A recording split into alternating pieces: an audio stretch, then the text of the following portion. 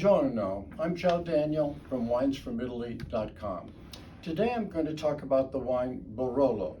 As we have in other ones, I start off with what does that name mean?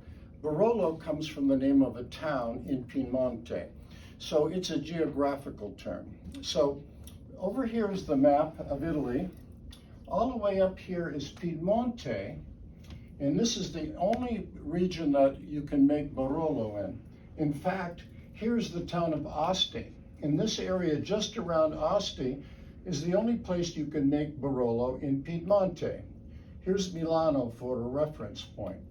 So the wine Nebbiolo always has to be 100% Nebbiolo grapes, and it's very particular. You have to have an approved site within these appellations, meaning they have to come out and approve it and find it worthy of being a site that you can make Barolo wine. And it always has to be on a hillside.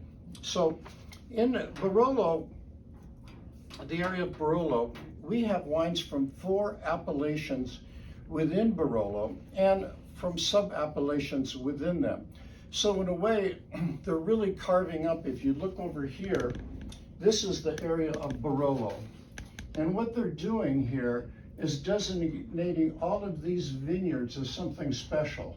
So that's a sub-appellation. So you could call your wine Manzoni. That's a sub-appellation of Lamora.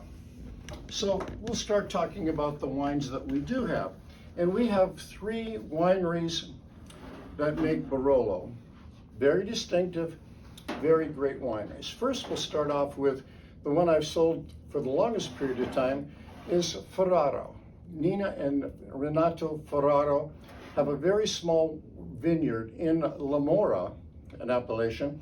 They only have maybe 6-8 acres of vineyard. So the first one we'll talk about is their Pinon. Pinon is a vineyard outside the back of their home in Lamora going down the hill. And we have vintage 215 of Pinon. Then we're going to move over to Gatera. They have Gatera. Gatera is a sub-appellation of Lamora, and what it is, it's a hill. And so Renata owns maybe 2 or 4 acres of vineyard on Gatera. So you'll see Gatera on other wineries also. Then we're going to move up the ladder to Manzoni, and you're going to hear this name too. He has 1 hectare, 2 acres on Manzoni. So Manzoni is the highest and driest, then Gatera, and then Pinon. And so they're really distinctive vineyards. And the thing about Lamora is known for is the soft style of Barolos. Then we're going to move over to Matteo Ascari. So Matteo comes from a family that's done Barolo for generations. And what we have from him, we have a blend here. He has a cuvee of many appellations within Barolo. And then he has Pisapola, which is a wine from the Lamora appellation. Pisapola is the name of the vineyard. So we have a single vineyard named Pisapola in Lamora. Then the third winery we have is Vita Colti. Vita Colti is a co-op, so it's owned by the grape growers. And they have some great wines. They're in the town of Barolo, and so one of the sub-appellations of Barolo is Barolo di Barolo. So they have a Barolo. And Barolo di Barolo is known for the elegance of Barolo. Then we're going to go over to Monforte. So they have a Barolo Monforte, another sub-appellation of Barolo.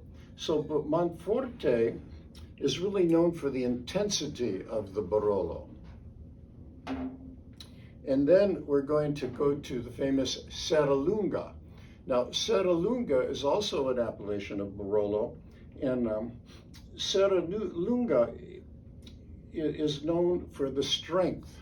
So when you taste these, and it's interesting to get a whole selection of the different appellations and taste them one at a time and see the difference in Barolo.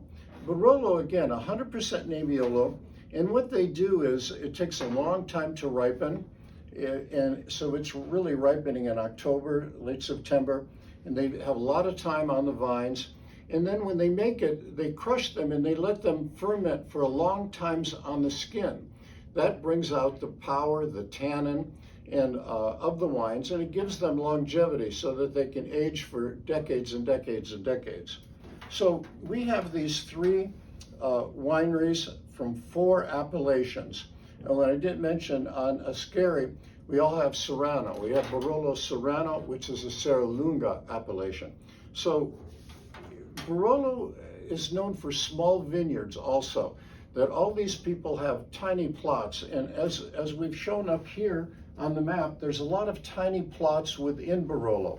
So in a way, it's like Burgundy in as far as it has a lot of small plots, a lot of sub-appellations, a lot of interesting wines. Thanks for listening. This is Ciao Daniel.